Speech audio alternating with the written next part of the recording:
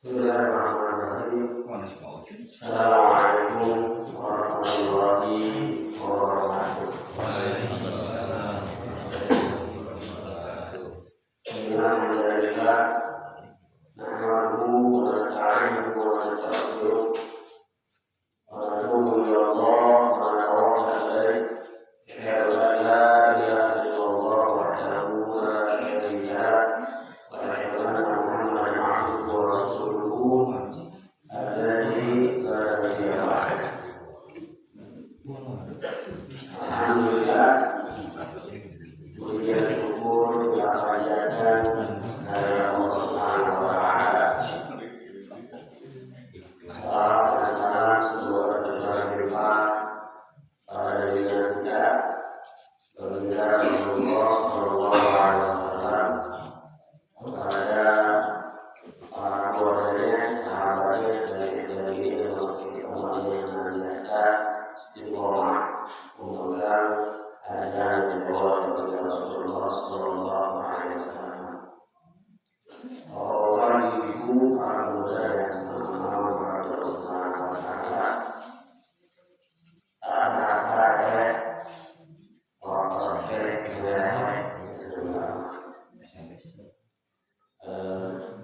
ada di lingkungan hari kita akan berinteraksi. Pertanyaannya Allah adakan yang kalau masih ada di dalam dunia sampai beberapa bulan ada yang pasal dari masalah dua bahkan sampai jutaan itu kan dikeluarkan. Ayo kita tidak tahu Rasulullah dan Jumat orang Jumat tentu bagi kita umat Islam merayakannya dengan cara berintrospeksi diri. Dari tahun berarti bertambah usia kita, berarti mengurangi daya hidup. Ada dari panjang umurnya ini bertambah, bukan hanya mengurangi umur sebenarnya. Jadi usia kita semakin berkurang. Pertanyaannya caranya apa yang kita dapatkan terutama di dunia akhir. Karena kita tidak tahu meninggal ini tidak tahu. Karena tahu semua umur sampai dengan mungkin musuh-musuh ada waktu sampai dengan mungkin nyawanya seorang rokok, mama nyala rokok, bukan cincin. Nah, pertanyaannya apa cara kita di tahun ini? Apakah ibadah kita semakin kuat atau semakin lalai, ya, atau sebaliknya, ya, ibadah kita tidak baik, ibadah kita berkurang. Nah, itulah perayaan kita, ya. Tidak usah merayakan sampai seperti Masehi. Bapak Ibu yang sama-sama mengharap kepada Allah Subhanahu Wa Taala, tentu pada hari ini pun kita harus akan membahas satu tema terkait dengan hijrah. Seringkali hijrah di beberapa tahun ke belakang hijrah itu menjadi tren. Bahkan para artis pun ikut berhijrah. Tetapi hijrahnya tidak lama, kembali lagi ke tempat yang semula. Ada apa dengan hijrah itu? Jadi ramai yang banyak berapa tahun, bahkan sampai hari ini ada khusus para artis hijrah. Tapi pertanyaannya ada yang istiqomah, ada yang tidak. Pertanyaannya, kenapa tidak istiqomah? Ya, berarti ada yang salah dari hijrahnya. Sesungguhnya kalau kita melihat bagaimana baginda Rasulullah SAW, karena Rasul pun juga sama hijrah. Kalau kita paham bagaimana baginda Rasul berhijrah, maka hijrah itu akan menjadi sebuah kekuatan yang luar biasa. Kita akan gali dari sini, kita akan sama-sama membahas terkait bagaimana hijrahnya baginda Rasulullah SAW. Nah, tentu diawali dengan apa itu hijrah. Jadi baginda Rasulullah SAW hijrah itu harus kita pahami bukanlah karena sudah capek penyiksaan, menghindar dari penyiksaan di kota Mekah. Karena bayangkan Rasulullah 13 tahun di Mekah, penuh dengan berbagai halangan dan rintangan, siksaan fisik. Ya, pertama kali yang dihadapi oleh baginda Rasul dan para sahabat adalah penyiksaan fisik. Kita tahu bagaimana Bilal bin Rabah ketika dia menguatkan akidahnya sampai disiksa oleh majikannya. Dia harus tidak taat pada majikannya. Padahal yang namanya budak itu pada saat itu, pada zaman baginda Rasul, pada zaman dulu itu harus taat karena dibeli. Bahkan dalam Islam, Bapak Ibu sekalian, kalau perempuan itu budaknya perempuan, boleh itu disegauli oleh majikannya. Kenapa? Karena belum merdeka. Anaknya baru merdeka nanti. Kalau si budak itu punya, si budak perempuan itu hamil, maka anaknya tetap merdeka karena dinisbatkan kepada bapaknya. Walaupun sekarang sudah tidak ada budak. Walaupun tahun-tahun berapa saya pernah mendapatkan kenapa para orang-orang Arab senantiasa menghamili atau menjinahi atau apalah sebagainya, mensetubuhi PKW, karena pemahaman dulu itu ya jadi dibeli oleh kami, makanya itu budak dulu begitu. Walaupun sudah tidak ada hari ini, karena dulu zaman Rasul ada satu pasar namanya pasar Ukaz. Pasar Ukaz itu adalah di situ jual beli para budak, termasuk Bilal bin Rabah di situ dibeli oleh bukan oleh majikannya yang pertama, Abu Jahal. Kalau Bilal dimerdekakan itu ketika disiksa, datanglah pertolongan Allah lewat Abu Bakar, dibeli pada saat itu. Akhirnya merdeka itu Bilal bin Rabah. Jadi penyiksaannya luar biasa, bahkan kepada Nabi juga sama. Ketika Rasulullah SAW disuruh oleh Allah langsung dakwah terbuka. Kalau Bapak-bapak Ibu pernah melihat salah satu tayangan film The Message, ketika Rasul itu dakwah di Mekah itu dilempar batu. Wow, menghayat sebagainya. Dan itu tidak cukup bagi Rasulullah ketika masih di kawasan Mekah, tidak cukup dengan penyiksaan. Kenapa? Karena para sahabat Nabi, ya, Nabi dan para sahabat Nabi itu kuat, disiksa itu kuat, tambah keimanannya luar biasa. Itulah kekuatan akidah itu begitu, kekuatan keimanan itu begitu. Beda dengan hari ini Israel, Pak. Baru saja digempur berapa hari, banyak orang yang stres. Padahal tuh saudara kita yang di Palestina sudah 2 tahun, nggak ada tuh stres. Bahkan kuat keimanannya dari dulu memang ya Pak.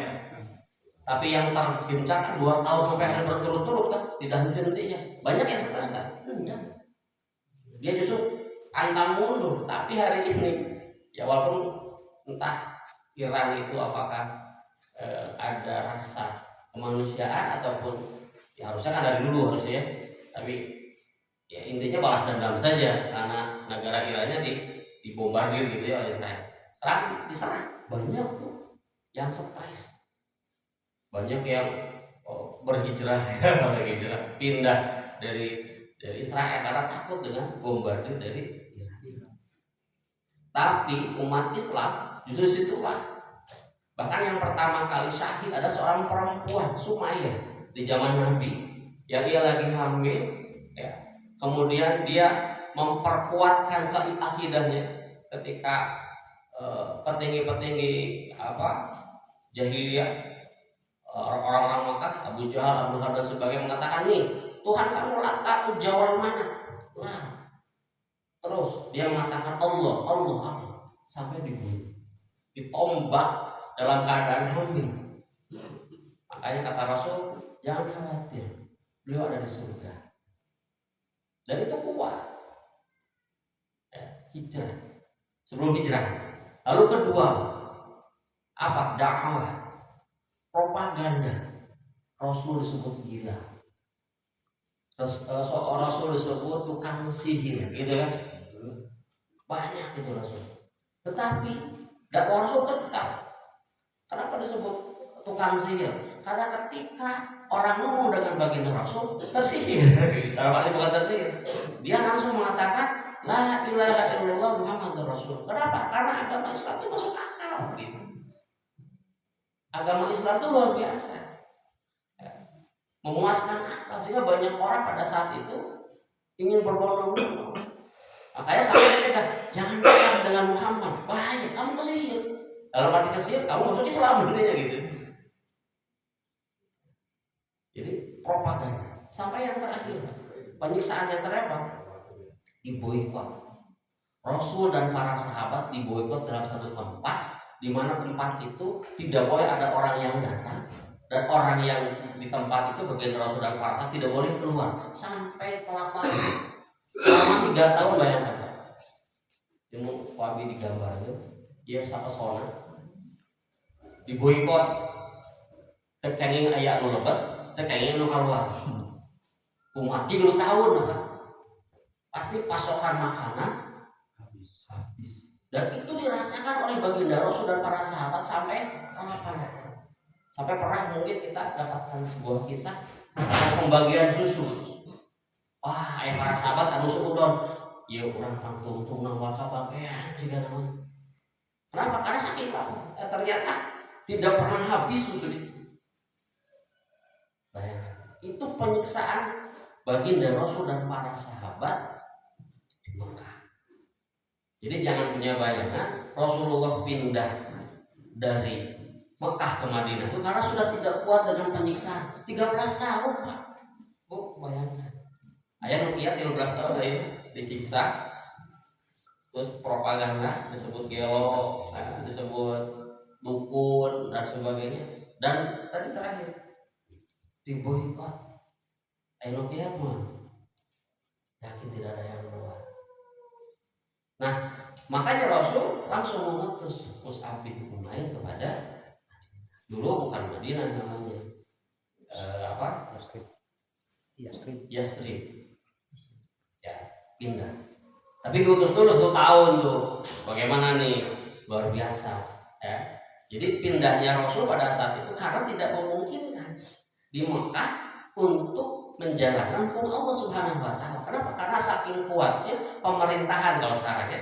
Pemerintahannya Abu Jahal. Kekuasaan yang ada pada saat itu di Mekah tidak memungkinkan Islam bisa kuat di sini. Ya, karena salah satu bisa Islam menyebar ketika ada orang-orang yang penguasa paham tentang Islam dan mendukung. Maka Rasul mulai menyebarkan dan hijrah datang pada kabilah-kabilah, datang ke raja-raja, nolak itu. Tapi ada satu raja yang pada saat itu menerima. Ya, ini luar biasa. Jadi bayangan kita jangan sampai salah pindahnya Rasul. Jadi pindahnya Rasul itu bukan karena penyiksaan sudah tidak kuat lagi dan bukan, tapi karena memang di Makkah sudah tidak lagi kondusif. Tidak bisa tuh Islam, titik awalnya tidak bisa di situ. Makanya mencoba datang dengan petunjuk Allah pasti kan ke Yasrib, ke Madinah, melalui peran utama dari Mus'ab bin Umair.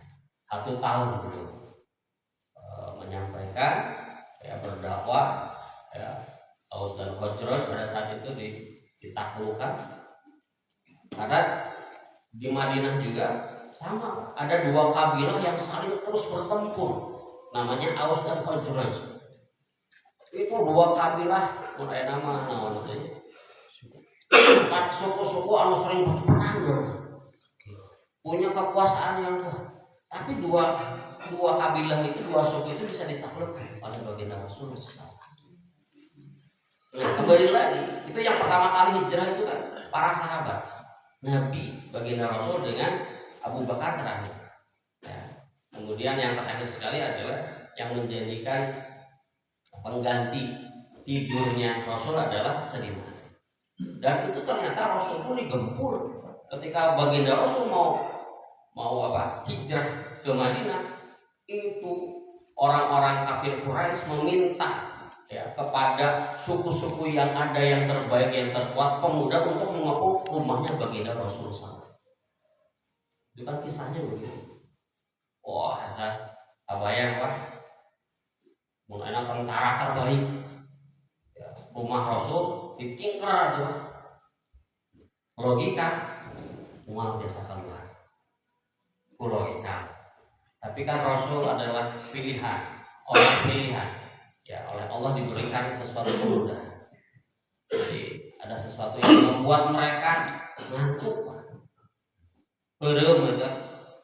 Jadi di malam hari itu padahal mulai begadang ngaropi gitu. Ternyata kopi itu buat begadang, tetapi kalau sudah kopinya habis tidur juga. Jadi salah. Jadi obatnya ngantuk mah bukan kopi. Obatnya ngantuk mah tidur. Karena apa? Karena tubuh manusia tidak bisa dipaksakan, Pak. Jadi tolong begadang. Kalau tidak ada hatinya. Kalau tidak ada hatinya. Ditambahkan. Karena takut nanti tersinggung. Saya suka begadang, kan ada artinya. Artinya ada uangnya. Tapi saya lagi betul kalau sebelum sana nih, kenapa begadang Rasulullah SAW kan tidur tuh Isya. Isya tuh udah tidur.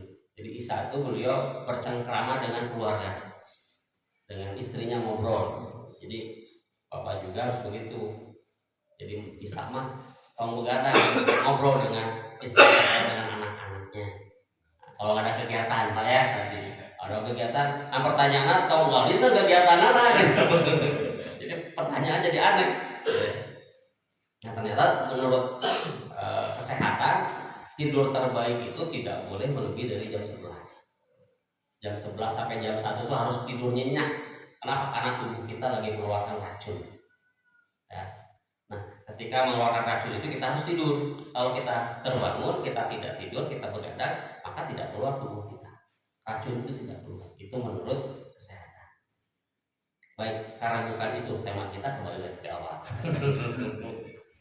Jadi hijrah itu seperti itu. Rasul ditinggal. Tentara-tentara terbaik. Sampai yang luar biasa. Sayyidina Ali berani menggantikan. Itu kan ukurannya nyawa, Pak. Misalkan pada KM ada hijrah begini, ditinggal dari pesona aja.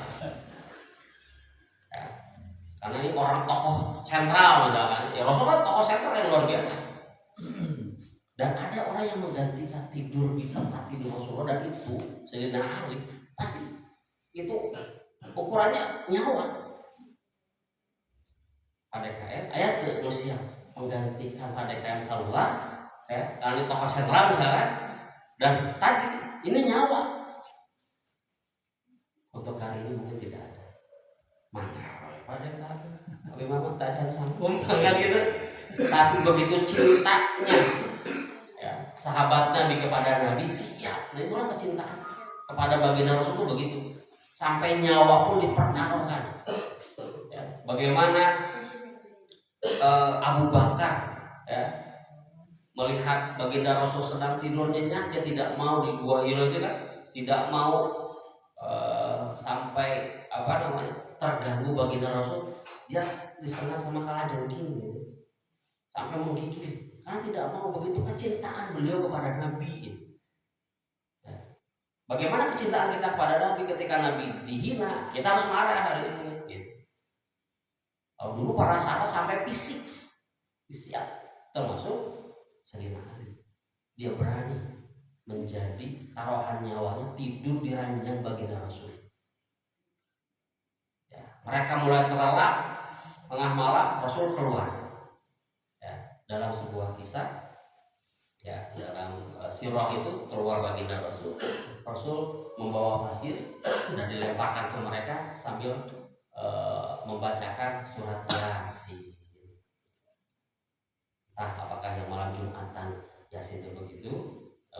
dasarnya, tapi Yasin itu ternyata dilemparkan pasir itu dan dibacakan dan mereka terlempar. Sampai berapa ayat baginda Rasul mengatakan Yasin wal Qur'an gitu, sampai berapa ayat dan Rasul berangkat.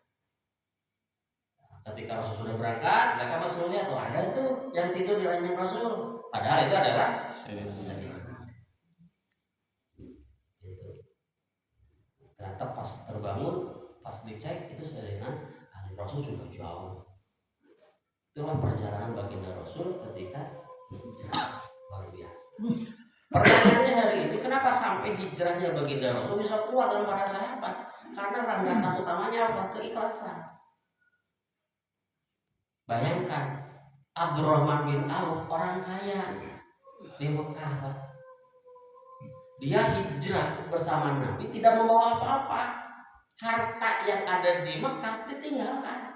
Saya tidak butuh harta itu. Padahal Rasul tidak menjanjikan kepada Abdurrahman bin Auf, wahai Abdurrahman bin Auf, kalau kamu hijrah ke Madinah, saya kasih ini, kasih ini, kasih. Rasul tidak pernah menjanjikan apa-apa. Tapi mau, bayangkan, Pak, ayo orang hijrah, tapi tidak dijanjikan, tapi kekayaannya banyak di Mekah, misalkan Bapak mau tuh berpikir ulang. Kalau hari ini berpikir ulang banyak, Pak, ayo orang ngali di dia tos kondusif misalkan orang ngali hari itu kan gurun pasir, utayanan namun terasa karena keikhlasan lah yang kemudian para sahabat Rasul tidak menjanjikan apa-apa. Tidak menjanjikan materi karena keikhlasan. Maka penting semua amal pun ikhlas. Ya. Itu digambarkan oleh baginda Rasulullah oleh Allah Subhanahu wa taala dalam Quran surat An-Nahl. Ya, A'udzubillahi minasyaitonir rajim. Wa inna lakum fil an'ami la'ibrah nusqikum mimma fi butunihi min baini farsin wa damin wadamin labanan khalisan. Jadi dalam tubuh binatang ternak itu ada ibrah bagi kita. Apa? Ada 3. Pertama, kotoran, darah, dan susu. Ya kan? Dina sapi atau dina domba, ayat 3 pasti kan kotoran, tadi benci bisa kamarnya. Tapi sapinya sapi perah ya. Ada darah, ada susu. Namun susu ini tidak pernah kecampur dengan kotoran ataupun darah. Dan itulah yang disebut dengan khalisan. Itu adalah ikhlas. Ikhlas itu tidak ada campuran apapun. Ikhlas itu murni, makanya ada susu murni. Kenapa? Karena tadi tidak ada campuran. Kalau ada campuran berarti penjualnya sudah dosa. Jadi tong nyebut susu murni, susu temurni itu harusnya. Ya kan? Susu campuran. Susu campuran mudahnya gitu. Susu kental manis, betul kan? Susu kental manis bukan. Ada susu nama seberapa persen? Manis. Gitu. Jadi itulah ikhlas. Ikhlas itu bersih. Dan para sahabat ikhlas meninggalkan semua pun yang ada di Mekah, termasuk Abdurrahman bin Auf. Ini penting bagi kita keikhlasan. Ya, kita pernah kalau nggak salah pernah disampaikan keikhlasan salah satu sahabat Nabi ketika ikut berperang dengan baginda Rasul. Dia orang masuk Islam dan ikut berhijrah bersama Rasulullah SAW. Ketika hijrah itu, ketika perang maksud saya, kan selalu mendapatkan rampasan perang ghanimah. Ketika dibagi-bagikan ke ghanimah, beliau tidak ada, pulang itu tidak ada. Lalu Rasul berpesan sampaikan kepada pulang tersebut. Sampaikan pas datang, wahai pulang ini bagian ghanimah karena kamu ikut berperang. Sahabat tersebut, pulang tersebut, bukan ini yang aku cari. Ya nggak tahu dah pokoknya mah imah ya Rasul imah amanah. Akhirnya dengan segera sekolah itu dibawa lagi ghanimah tersebut datang ke Rasul. Ya Rasul bukan ini. Ketika aku hijrah ketika aku memahami Islam, ketika aku berperang bersamamu, bukan ini yang aku inginkan. Lalu bertanya, apa yang kamu inginkan? Aku ingin ke depan ketika aku ikut perang lagi, aku ingin mati syahid, di mana kemudian aku tertancap di dadaku panah dan aku meninggal dan aku syahid. Ternyata apa? Perang kemudian betul tertancap dadanya di tubuhnya, di dada tersebut panah dan dia meninggal. Sampai Rasul mengasih pulang, ya Rasul. Dan Rasul mengatakan aku akan jadi saksi kelak di yaumil akhir bahwa ini adalah sahabatku. Bayangkan Pak, lu jangan saksi nanti di akhirat saat baginda Rasul dan beliau ditutupi dengan kainnya baginda Rasul. Bayangkan. Itulah keikhlasan. Sehingga keikhlasan itu akan mendapatkan hal yang lebih baik. Bahkan setahu saya orang yang pertama kali masuk neraka siapa? Orang kafir? Bukan. Orang yang tidak ikhlas. Orang muslim yang tidak ikhlas. Dalam hadisnya digambarkan begitu. Kamu berjihad. Ya Allah, ya Allah, aku kan berjihad di jalanmu. Maka aku berhak untuk mendapatkan surga. Bohong. Dalam hadis itu. Kamu berjihad itu ingin disebut pahlawan. Kamu sudah dapatkan di dunia pahlawan. Selesai, maka sekarang neraka bagian. Pendakwah, para ustaz, para kiai. Ya Allah, aku berdakwah kemana-mana. Aku ngisi pengajian kemana-mana. Pahala aku kan banyak. Ya, maka aku berhak masuk surga. Bohong, bukan itu kamu. Tapi kamu karena ingin disebut kamu alim, kamu ingin disebut kiai, kamu ingin disebut ustaz, kamu ingin dihormati.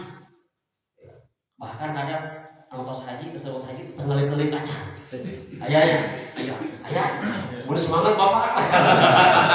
Awas gitu. Dan disebut haji teh cincin, tunggu Pak Haji, kali kali yuk. Mau 2 kali sebutnya Pak Haji. Ada kan begitu? Itu hati-hati. Hadisnya begitu. Terus pakai pemandangan. Bahwa kamu bukan ingin mendapatkan pahala, tapi kamu ingin disebut orang pintar. Yang terakhir 3, dia bersedekah. Ya Allah, aku bersedekah di mana-mana. Mana pahala? Ada. Karena kamu bohong, bukan karena niat ikhlas, tapi karena kamu ingin disebut dermawan. Nah, itu yang saya pahami. Orang yang pertama masuk neraka siapa? Itu bukan orang kafir. Kenapa? Ikhlas itu penting di awal, di tengah, di akhir. Kenapa? Karena setan senantiasa menggoda kita. Bapak Ibu sekalian datang ke sini mesti ikhlas. Wah, ini bukan ustaz saya ini. Nah, saya datang sini terpaksa, nggak ada apa tuh. Hati-hati. Siapapun gitu. Kan sok kadang ayah begitu. Ini bukan dari jamaah saya ini.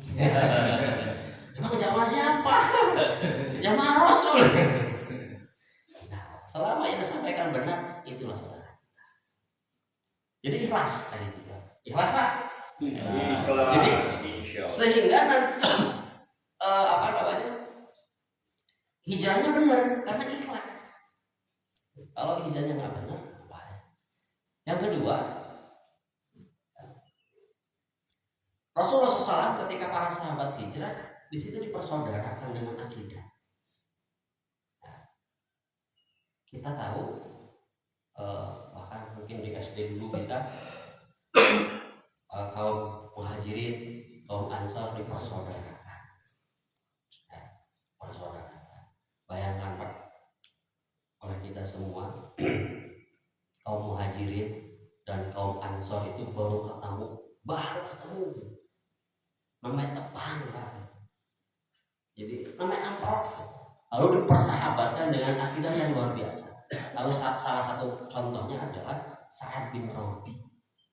Dia adalah dari kaum Ansor dari Madinah, dipersaudarakan dengan kaum Muhajirin Abdurrahman bin Auf. Itu dua-duanya balungan. Entah apa, ini mungkin kisah dari Allah ya, ini dari mungkin takdir dari Allah, lu benghar aja lu benghar deui. Kamu bukan jadi sangsara bakal bahaya. Ada kisah yang luar biasa, Pak. Ketika dipersaudarakan Abdurrahman bin Auf dengan Sa'ad bin Rabi, yang dimana Sa'ad bin Rabi itu orang kaya di Madinah, ya. Lalu dipersaudarakan dengan Abdurrahman bin Auf. Lalu bilang Sa'ad bin Rabi, wahai sahabatku, bayangkan baru ketemu namanya tepang. Kamu lihat ketika di jalan di Madinah kebun kurma satungtung deuleu teh cenah itu adalah milikku. Harus kayak sombong gitu. Silahkan sahabat, kamu pilih mau berapa hektar. Ayat yang lain itu namanya tepang Pak DKM. Alik mikir heula ya, dipersaudarakan dengan akidah, bayangkan ditawarkan harta. Kersa tuh Bapak kerasa mau ayah nomor tepat, terus tawar, abi gaduh mau pilih lima, nah apa deh pilih dua, dipilih deh bawah. Untung nanti saya papa, saudara. Tapi Abdurrahman bin Auf, kenapa? Karena cerminan Abdurrahman bin Auf memiliki mental kaya. Dia nggak mau minta-minta, karena yang minta-minta itu mental miskin. Jadi mau ayah orang kaya mendapatkan bantuan-bantuan, dapatkan zakat, mental miskin. Apanya? Waras. Jadi wengan dua miskin DKM. Mau pengharmonan. Terutama KRW, KRT-nya. Jadi masalah bansos. Nah, harmonan mereka berkurang. Jadi ramai RT RW-nya. Yang nggak kebahagiaan, jangan takut. Ini kisah yang luar biasa. Abdurrahman bin Auf mengatakan, saya tidak, karena mentalnya mental kaya. Dia hijrah itu bukan tadi. Ya, mungkin bisa jadi ini jadi ujian dari beliau, dari Allah bagi beliau. Nah, nggak minta. Mungkin kalau kita, mungkin saya juga begitu. Wah benar, Islam muasan saya. Bayangkan. Kebun kurma terbaik di Madinah, tapi tidak pernah dibawa, tidak pernah minta, tidak pernah mau, karena memiliki mental kaya. Jadi kita pun begitu Pak. Mau kita terus mentalnya mental miskin, maka miskin selama. Kenapa? Karena dia sungguh dengan dirinya daripada Allah. Karena sesungguhnya kita itu tergantung prasangka hamba. Menghamba anak terus miskin, aduh abi menit, aduh mama gaduh bae kawan. Ya. Insya Allah saya cekap anu meser mobil ya. Cekap anu meser rasa cukup hidup. Sampai-sampai Bapak Ibu, ini yang luar biasa. Sa'ad bin Rabi itu iya sahabat yang mau dibere. Orang hayang dibere ya. Malah naon deui atuh. Sampai-sampai beliau mengatakan, wahai Abdurrahman bin Auf, saya memiliki 4 istri,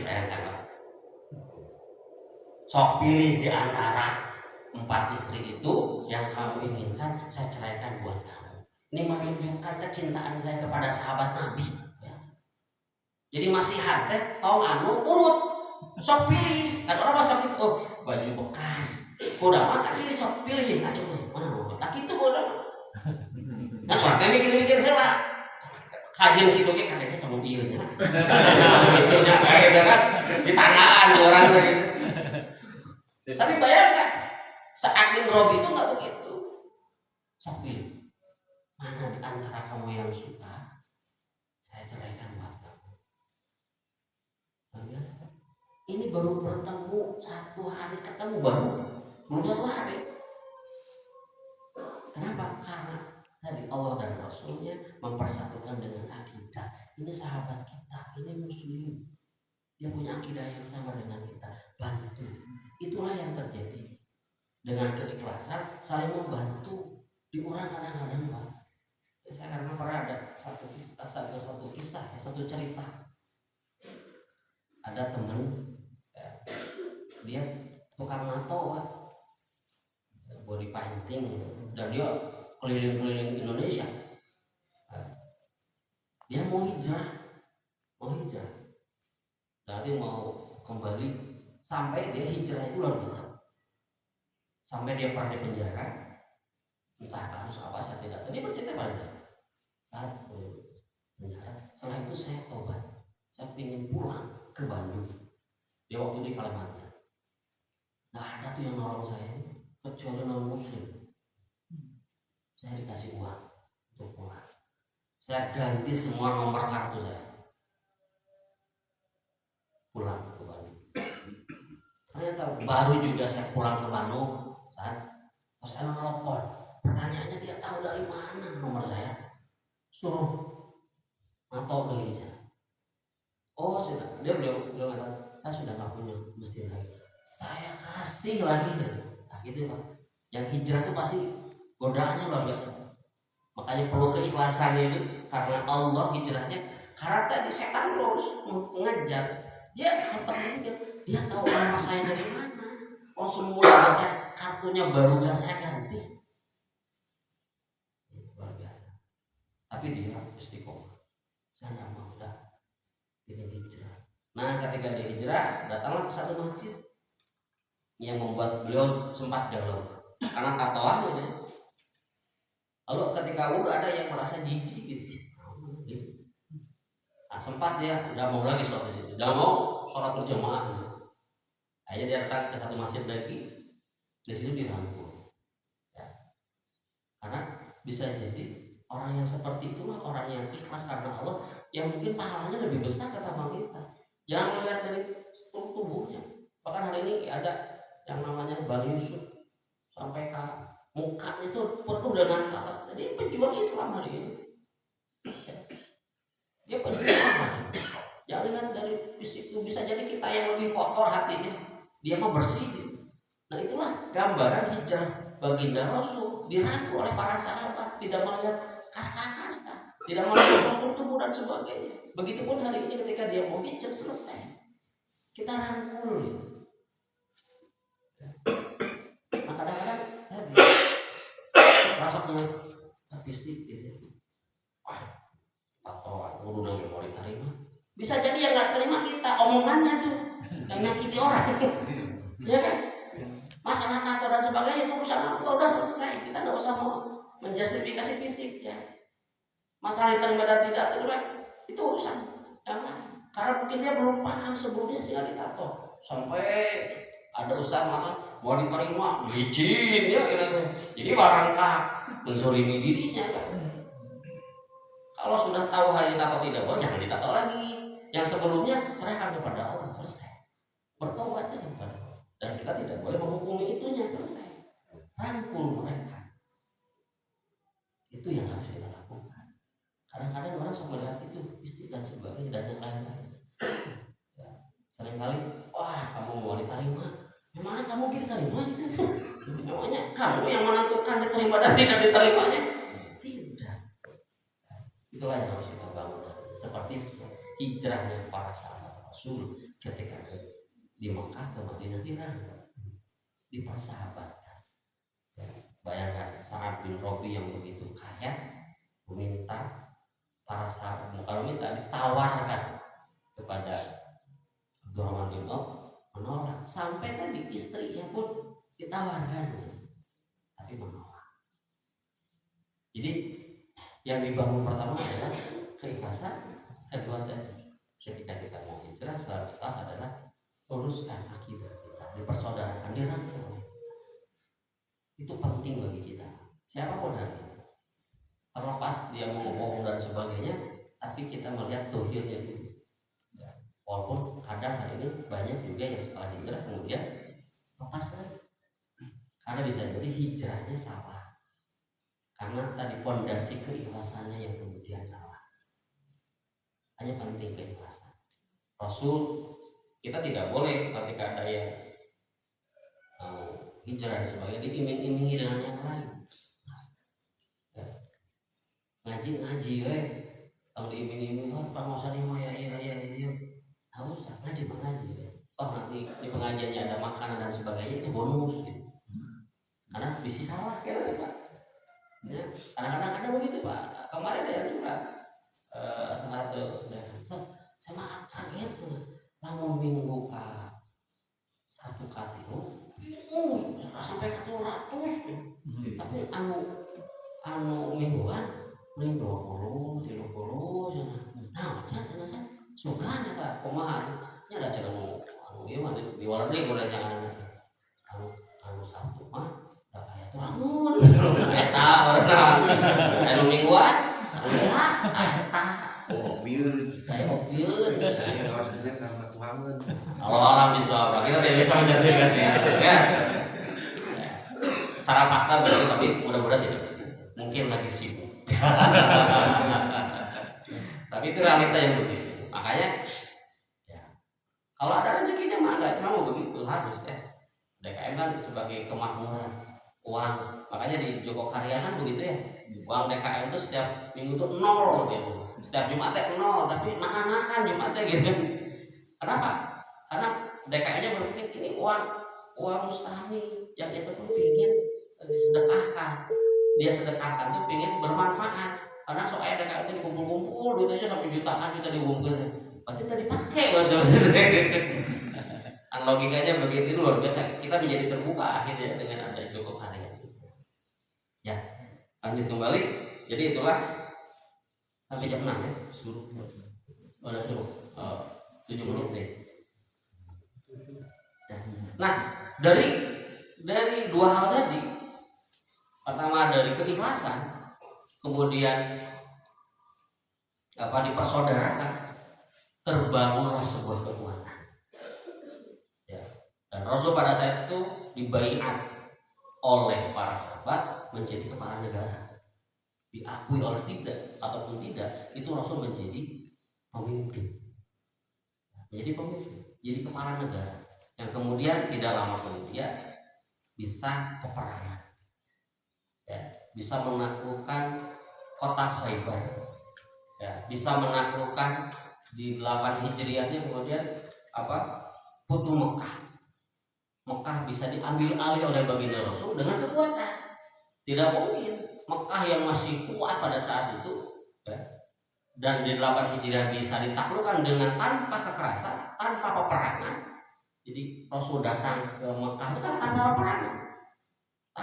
Di situ yang ada tokoh-tokoh yang masih ada Abu Sufyan, karena Abu Lahab, Abu Jahal sudah mati di peperangan Badar, ya, perang Uhud, perang Badar dan sebagainya. Tokoh-tokoh sentralnya sudah meninggal. Nah, di 8 Hijriah lah Rasul kemudian itu kan terbangun kekuatan. Makanya kalau hijrahnya benar, seperti baginda Rasulullah SAW, keikhlasan dibangun dengan akidah saling merangkul sama satu lain, maka akan membangun sebuah kekuatan. Artinya kalau sekarang kekuatannya apa? Istiqomah. Kebayang Pak melalui hijrah orang diancamkan. Apalagi yang non muslim dia masuk Islam itu harus dirangkul dan biasanya mereka itu dicoret kakaknya oleh keluarganya pasti bahkan penuh penyiksaan ya kita sering dapat kisah-kisah cerita-cerita ya salah satunya misalnya almarhum Ustaz Yahya Walami gitu kan wah sampai luar biasa sampai beliau didoakan oleh pastor-pastornya supaya mati seminggu kemudian. Cuman kan nggak akan mental doanya. Kenapa? Karena pastor jadi pastornya oleh Sedekah Allah pada saat itu. Jadi dulu bahasa beliau jadi pastor saya tuh yang melantik gitulah bahasa. Jadi doa mal mustajab gitu. Karena beliau salah satu salah satu pastor yang terbaik gitu di Indonesia bahkan di dunia. Dia bahasanya luar biasa, Ibrani dan sebagainya tahu. Sehingga ketika dia bukan menjelek-jelekan ya, menceritakan agama beliau dulunya, nggak ada tuh pastor-pastor yang berani melawan beliau, karena beliau tahu fakta, tahu sejarah dan sebagainya. Nah, jadi itulah yang harus kita hari ini bangun Bapak sekalian hijrah. Jadi hijrah itu akan menjadi transformasi berubah. Kalau kita hijrahnya benar seperti baginda Rasulullah SAW. keikhlasan, ya. Lalu dipersaudarakan dalam arti dibangun dengan akidah, ya, tidak saling mengejek, tidak saling menyindir. Oh memang benar, tapi adalah saudara kita. Ketika dia mau menjalankan Islam dengan baik, mau hijrah dari yang jelek ke yang baik, ya, dari tempat yang jelek ke yang baik, itu kita harus rangkul dan sebagainya. Sehingga terbangunlah sebuah kekuatan. Nah, hari ini supaya kekuatan kita muncul, istiqomah dan sebagainya, maka perlu kajian. Jadi kajian ini jangan sampai hilang. Kenapa? Karena itulah yang memperkuat kita. Mungkin di sela-sela kesibukan kita, masjid ini, ya, kita masih dapat namanya ikhlas. Dengan materi tadi ikhlas, ya. Maka ini sebuah tempat bagi kita untuk mengkaji Islam itu menjadi sebuah pemahaman kita yang nanti direalisasikan dalam kehidupan sehari-hari kita. Ya. Jadi kalau kita tidak mengkaji Islam, jangan harap kita memiliki kekuatan. Ya. Baginda Rasul dan para sahabat tetap mengkaji. Dulu ketika di Mekah, ya, rumahnya Bunda Siti Khadijah menjadi tempat yang tidak pernah sepi, Pak. Tak pernah sepi. Gandeng namanya. Baik malam dan siang dijadikan tempat curhatnya para sahabat, tempat pendidikannya para sahabat dan sebagainya. Maka kala kemudian Bunda Siti Khadijah itu dibangunkan rumah di surga dengan sunyi dan sepi. Kenapa? Karena di dunia tidak pernah sunyi, tak pernah sepi rumahnya, karena datang para sahabat.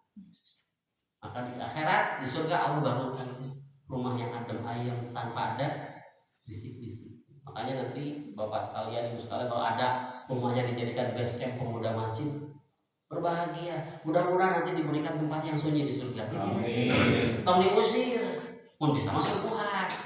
Jadi pahala. Kalau ada pemuda-pemuda yang belum hijrah, rangkul, Pak, dijadikan tempat. Ya masjid terutama. Kan biasanya mau hijrah, sok alim ke masjid deh. Banyaknya nih Pak yang saya pahami. Kenapa orang yang pertama kali hijrah tidak mau ke masjid? Siang dia tes ngaji. Ibu-ibu kan gitu kadang-kadang. Saya paham. Waktu saya pertama kali mengadakan pengajian di Bojonegoro, di siang di tes ngaji. Sampai ke temannya, ada di tes ngaji itu Pak Ustaz. Tuh, kayak tes-tesan di mana? Ayo orang ngaji bareng aja gitu. Biasa sebelum ngaji kan ngaji Al-Quran dulu bareng. Jadi ke tes Pak. Nah, kalau di tes anjing nanti tak ayat. Mau di tes ya tahu hiji-hiji. Padahal kan bagi yang kuat iman nggak ada masalahnya. Tapi kalau yang baru awal kan dia malu. Nah, makanya di tempat tertentu banyak yang di kafe dia ngobrol Islamnya. Kita jangan punya perspektif menyengaja di kafe. Ya itu lagi membahas Islam tuh di mana saja. Bumi Allah tuh luas. Antum-antum di WC juga. Selama tempatnya baik dan sebagainya, di naik klub kemenang katanya ada tempatnya. Yang normal gitu ya. Silakan saja. Karena tadi cara tuh karena orang belum tentu mau dulu ke masjid. Nanti lama tahun bawa ke masjid. Kan begitu. Itulah teknik cara dan sebagainya supaya jadi orang-orang yang hijrah tetap kuat, terbangun seperti baginda Rasulullah SAW. Maka penting kajian sehingga kita istiqomah. Kenapa? Karena kita akan saling mengingatkan. Kapan aja Bapak iya ayatnya? Nah itu tanya. Kemarin kemana ayat? Bukan dalam rangka kepo, gitu. Bukan. Milih drama. Tapi sebagai rekan DKM kan punya bukan kewenangan sebagai DKM yang ingin bersilaturahmi. Jikalau sakit, ya saya hari ini berkunjung bersaudara. Itu kan namanya ukhuwah Islamiyah yang digambarkan oleh baginda Rasul ketika hijrah. Itu Pak. Ditaruh tadi tong larumpi. Jangan gitu. Alhamdulillah tuh ai ramah mudah-mudahan ya biasa gitu. Ya, mungkin ada kesibukan dan sebagainya gitu. Ya, kadang-kadang bahasa kita tuh selalu membuat orang sakit hati. Padahal benar tapi salah gitu. Nyampe ke nana. Dia punya benar, tapi nyampaikannya kemudian oplak gitu. Tidak dengan retorika. Nah, kan salah ada retorika. misalkan haram, kekening si dosa kan orang ini sebetulnya kan dosa nanti kan dibalut dengan sesuatu ya. Itu barangkali kamu genap cekap, dugi atau genap ya Pak. Tong bid'ah. Pilih tiis itu ibu-ibu terus punya pilih tiis ada mah pada aku dalapan gimana menyenyal saya tempat kegiatan istirahat ya. Tapi yang jelas sekali lagi Bapak Ibu sekalian, jangan lupa kajian karena itu yang memperkuat. Jadi kalau kajian di masjid ini hari apa, Ahad pagi, Ahad subuh maksudnya, Ahad sore atau maghrib, habis maghrib datang. Abi gak dosok kajian, kira Jumat, Jumatan ya unggul itu, kajian itu wajiban, ya. Karena dengan mencari ilmu kita akan bertambah. Walaupun nunutan kan baik. Ya tahu sih nunutan itu masjid menang pahala. Apa nunutan di bumi? Menang pahala. Ya kan baik. Nunutan ya sangka kerek kan baik sudah kerek. Pasti tarik kerek ini, pasti tarik kerek ini. Baik. Kerek oke menang. Wah, nggak usah dikumpulin gitu. Daripada tidur di rumah, pahala mah. Ya sudah datang ke masjid pun luar biasa. Datang ke kajian luar biasa. Ini undangan dari Allah. Berat Pak. Berat. Mending mulai subuh mah biasanya naon? Ngopi ngagoler, tapi Bapak datang ke sini ini memerlukan keimanan. Import yang luar biasa. Ya. Luar biasa. Oh, buktinya banyak nih. Ya banyak yang tidak adil ya. Setelah waktu saya pertama kali banyak juga. Biasanya ada sedetiknya. Kenapa?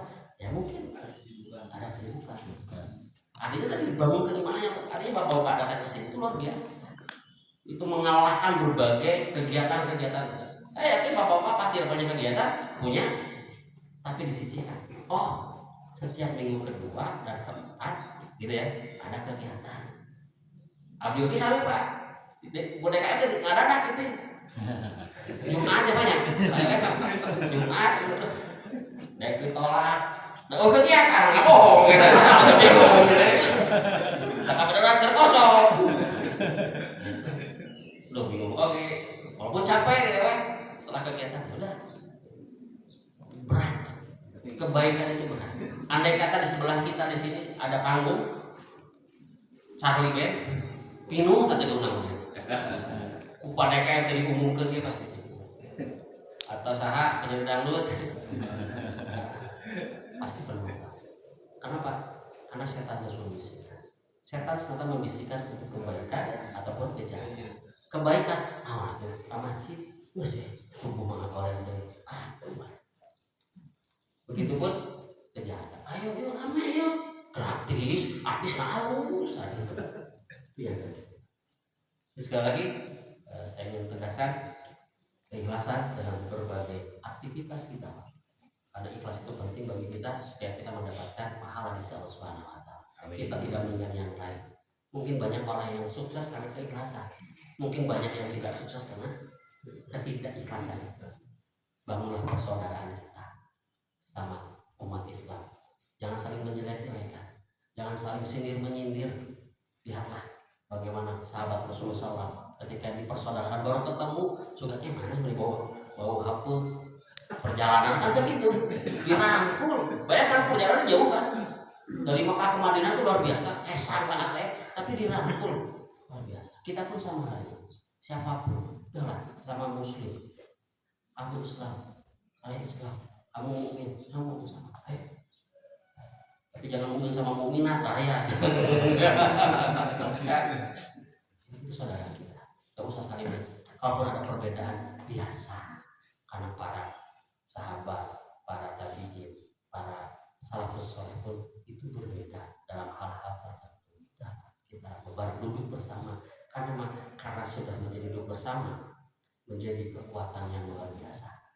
Ya, ketika sudah bersaudara, sudah menyampingkan ego pribadi menjadi kekuatan. Lihatlah baginda Rasul bisa menaklukkan berbagai kota, bahkan Persia pada saat itu pun bisa ditaklukkan. Itu tidak bisa ada yang menaklukkan. tapi ketika Rasul dan para sahabat bersatu bisa ditaklukkan. Mekah 8 Hijriah bisa ditaklukkan. Kenapa? Karena persaudaraan, kekuatan dibangun yang luar biasa. Masjid ini kalau dibangun dengan persaudaraan, menyampingkan terkait dengan ego, selesai. Subuh, sholat subuh itu kalau banyak orang kafir takut. Kenapa subuh itu paling sulit? Ya, makanya dulu ada gerakan sholat subuh berjamaah. Kenapa? Karena rese digerakkan lagi. Kenapa? Menjadi kekuatan yang luar biasa. Dan yang terakhir, ya kajian supaya kita istiqomah. Amin. Ya, karena dengan istiqomah itulah, dengan kajian itu kita jadi paham. Saya diingatkan satu sama lain. Itu saja barangkali cukup, tidak ada pertanyaannya. Pertanyaan juga ada. Ini kaget ya dalam obrolan makan pagi. Ya Pak ya. Dalam obrolan pagi saja ya Pak ya, atau mau ditanyakan? Cukup. Dan kamu Pak Amin tutup cukup ya. Awas saya punya banyak. Maka orang tutup kok adalah istighfar. Jika asyhadu an la ilaha illa anta astaghfiruka wa atubu ilaik. Assalamualaikum warahmatullahi wabarakatuh. Waalaikumsalam.